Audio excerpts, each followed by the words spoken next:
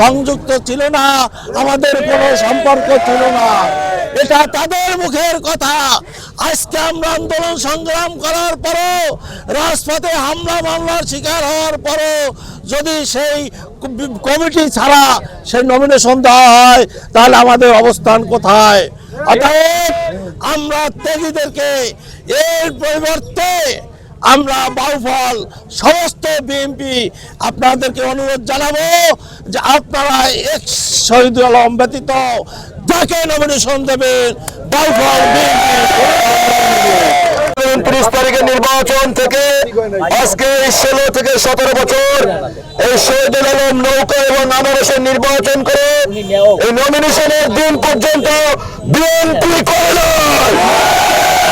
উনি আওয়ামী লীগের ইউনিয়ন পরিষদের চেয়ারম্যানদের পক্ষে ইলেকশন করেছে, তাদের বিনিময় উনি আগামীতে যদি এমপি হয় বাউফলের মানুষের কোন কাজে আসবে না।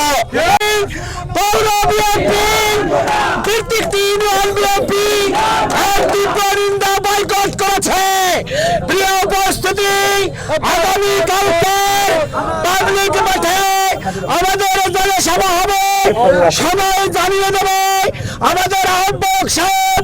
আমরা পাবলিক মাঠে ইঞ্জিনিয়ার ফারুক তালুকদার এবং মনির হোসেন মনির ভাইয়ের নেতৃত্বে এক জনসভা হবে। উক্ত জনসভায় আপনারা দাওয়াত করে